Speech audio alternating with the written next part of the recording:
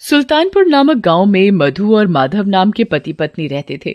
वो दोनों आपस में बड़े प्यार से रहते थे। माधव अच्छा खासा ठीक ठाक कमा लेता था।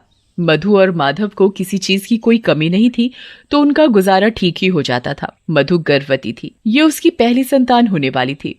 कुछ समय से माधव का काम ठप पड़ा था। उनको काफी परेशानी का सामना करना पड़ रहा था। इधर मधु भी गर्भवती थी। ये देख माधव बहुत परेशान रहता था कि आखिर वो करे तो क्या करे। एक दिन की बात है। अरे सुनते हो जी? हाँ बोलो, क्या हुआ? घर में कुछ भी खाने को नहीं है, सब खत्म है। कैसे होगा सब? इस तरह से तो हम भूखे ही मर जाएंगे।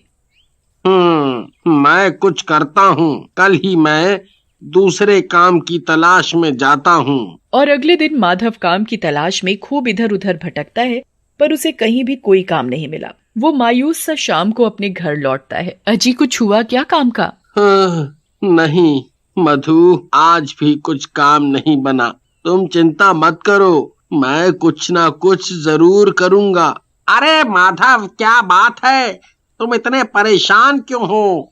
अरे भाई बबलू, क्या बताऊं, मेरा काम धाम सब खत्म हो गया है और इधर तुम्हारी भाभी भी गर्भवती है। घर में कुछ भी खाने पीने को नहीं है। सब जगह काम का पता कर लिया, पर कहीं भी काम नहीं मिला। एक काम तो है, पर क्या? कोई भी काम होगा मैं कर लूंगा। मुझे काम की सख्त जरूरत है। शमशान घाट में मुर्दा जलाने का काम है। तुम कर पाओगे? कर लूंगा। मेरे पास और कोई रास्ता भी तो नहीं है। ठीक है, कल से तुम काम पर आ जाना। मधु, मधु, मधु सुनो। आती हूँ। इतना शोर क्यों मचा रहे हो? क्या हुआ? मधु, मुझे काम मिल गया है।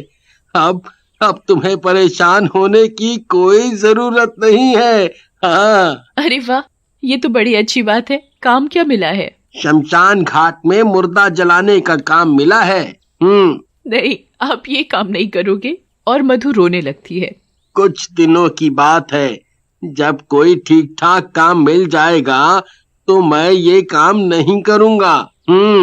अभी हमारे पास और कोई रास्ता भी नहीं है। मुझे ये काम करना ही पड़ेगा।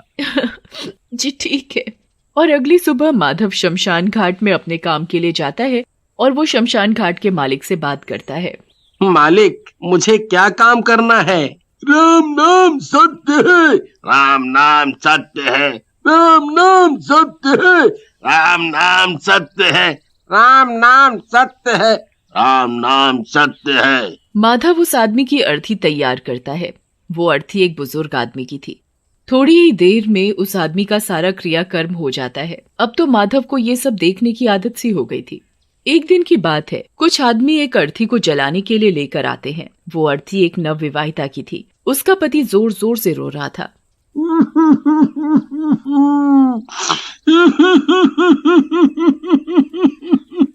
रीना, तुम मुझे छोड़कर क्यों चली गई?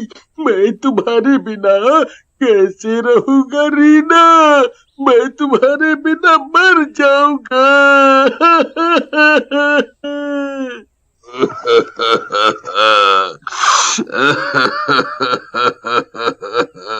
रीना बेटा, अभी तो तुम्हारी शादी हुई थी और इतनी जल्दी तुम कैसे मर सकती हो? अभी तो तुमने अपनी जिंदगी की शुरुआत की थी। जल्दी करो भाई, पहले ही बहुत देर हो चुकी है। अब और कितनी देर करोगे? हिम्मत रखो, हिम्मत रखो। लड़की का ससुर माधव से कहता है, लाश को जल्दी जलाओ, बहुत देर हो चुकी है। ज्यादा देर तक लाश को रखना ठीक नहीं है। माधव लाश का क्रियाकर्म कर देता है और लड़की के सभी घर वाले अपने अपने घर चले जाते हैं। रात भी बहुत हो चुकी होती है। माधव भी घर जाने लगता है। वो शमशान घाट से बाहर निकल चुका होता है। तभी उसे याद आता है कि वो अपना थैला अंदर ही भूल गया। वो उसे लेने के लिए वापस अंदर जाता है तो देखता है कि वहाँ एक लड़की रो रही है। इतनी रात में कौन हो सकता है? और ये लड़की इतनी रात में अंदर कैसे आई? माधव लड़की के पास जाता है। माधव उस लड़की के करीब जाकर देखता है तो वो डर जाता है। कौन हो बहन? वो लड़की नहीं, एक डरावनी चुड़ैल थी। माधव उल्टे पैर शमशान घाट से बाहर निकल जाता है। जय हनुमान ज्ञान गुण सागर, जय कपीश तिहु लोक उजागर। जय हनुमान ज्ञान गुण सागर, जय कपीश तिहु लोक उजागर। जय हनुमान ज्ञान गुण सागर, जय कपीश तिहु लोक उजागर। जान बची तो लाखों पाए, घर के बुद्धू घर को आए। जान बची तो लाखों पाए, घर के बुद्धू घर को आए। और वो जल्दी जल्दी चलने लगता है, माधव मन ही मन कहता हुआ। तभी अचानक चुड़ैल माधव के सामने आ जाती है। माधव डर के मारे अपनी आंखें बंद कर लेता है और हाथ जोड़कर खड़ा हो जाता है। मुझे छोड़ दो, मुझे छोड़ दो, मुझे जाने दो, मुझे जाने दो। वो अपनी आंख खोलकर देखता है तो चुड़ैल वहाँ नहीं थी। अरे चुड़ैल कहाँ गई? अभी तो यहीं थी। अच्छा है चली गई। अच्छा है चली गई। और माधव जल्दी जल्दी अपने घर चला जाता है। घर जाकर वो जोर जोर से दरवाजा खटखटाता है। मधु, जल्दी दरवाजा खोलो। अरे जल्दी दरवाजा खोलो। खोलती हूँ, क्या हुआ? तुम तो घबरा रहे हो, जैसे चुड़ैल देख ली हो। हाँ, सही में चुड़ैल ही देख ली है। अब कैसे होगा?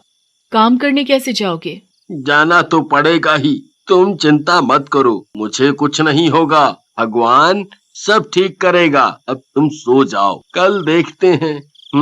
और ये कहकर माधव सो जाता है। आधी रात का समय है। तभी माधव को किसी लड़की के रोने की आवाज आती है।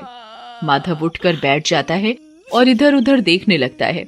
वो अपनी पत्नी मधु को जगाता है। मधु, मधु उठो, मधु उठो। मैंने फिर एक लड़की के रोने की आवाज सुनी है। क्या हुआ? अरे तुम्हारा वहम होगा, सो जाओ, कुछ नहीं होगा। मधु ये कहकर सो जाती है। माधव सोने की कोशिश करता है और उसे नींद आ जाती है। आधी रात को मधु की आंख खुलती है तो उसे ऐसा लगता है कि रसोई घर में कोई खाना खा रहा है। मधु रसोई में जाकर देखती है तो उसकी आंखें फटी की फटी रह जाती हैं। वो देखती है कि चुड़ैल खाना खा रही है। चुड़ैल को देखकर ऐसा लग रहा था जैसे वो बहुत दिनों से भूखी हो। ये देखकर मधु की चीख निकल जाती है। चुड़ैल बहुत ही डरावनी और भयानक लग रही थी। उसके मुंह पर अजीब से निशान थे। उसकी आंखें अंदर धसी हुई थी। मधु चुड़ैल को देखकर जोर जोर से चिल्लाती है, चुड़ैल, चुड़ैल। और वो माधव के पास जाकर माधव को जगाती है। क्या हुआ? रसोई में चुड़ैल है। ये सुनकर माधव घबरा जाता है। वो रसोई में देखने जाता है पर वहाँ चुड़ैल नहीं थी। यहाँ तो कोई चुड़ैल नहीं है। मैं सही कह रही हूँ, अभी यहीं पर थी और वो खाना खा रही थी। मधु और माधव दोनों कहते हैं, हे भगवान, हमारे साथ ये क्या हो रहा है? हमने तो किसी का कभी कुछ बुरा भी नहीं किया। तभी मधु माधव से कहती है, मुझे एक बात समझ में नहीं आई कि चुड़ैल ने हमें कुछ कहा क्यों नहीं और हमें कोई तकलीफ भी नहीं पहुंचाई। हे भगवान, ये हमारे साथ क्या हो रहा है? हमने तो किसी का कुछ बुरा भी नहीं किया। मधु, अब तुम सो जाओ, ज्यादा मत सोचो, सब ठीक होगा। ये कहकर माधव भी सो जाता है और थोड़ी ही देर में सुबह हो जाती है। मधु उठो, मुझे काम पर जाना है। आज मत जाओ ना, वो चुड़ैल फिर आ गई तो? काम पर तो जाना ही पड़ेगा। तुम कैसी बात कर रही हो? कुछ नहीं होगा। माधव काम पर चला जाता है। वो अपना काम कर रहा होता है, तभी उसे लगता है कि कोई लड़की बैठी हुई है। वो पास जाकर देखता है कि ये तो वही चुड़ैल है जो कल रात को मिली थी। चुड़ैल माधव की ओर देखते हुए बड़ी डरावनी आवाज निकालती है। ये देख माधव बहुत बुरी तरह डर जाता है। डरो मत, मैं तुम्हें कुछ नहीं करूंगी। तुम चाहती क्या हो? तुम कौन हो? मैं रीना हूँ, जो 2 दिन पहले तुमने मेरा अंतिम संस्कार किया था। मैं वही रीना हूँ। मेरे पति और ससुर ने मुझे जीते जी मार डाला। मेरा पति और मेरा ससुर बहुत ही कंजूस किस्म का है। मैं बहुत बीमार थी। एक दिन की बात है, मेरे ससुर मेरे पति को बोल रहे थे कि इस रीना का इलाज करा कर क्या करना है, बेकार में पैसा खर्च होगा, मरना तो इसे है ही और इसे खाना पीना देने की भी कोई जरूरत नहीं है। जब से शादी हुई है तब से ही बीमार पड़ी है, इससे तो मर ही जाए तो अच्छा। मैं तेरी दूसरी शादी कर दूंगा, इस बीमार बहू से तुझे छुटकारा भी मिल जाएगा। और मैं भूखी प्यासी तड़पती रही। मुझे खाना न मिलने के कारण और मेरा इलाज न होने के कारण मैं मर गई। तभी से मेरी आत्मा भूखी प्यासी भटक रही है।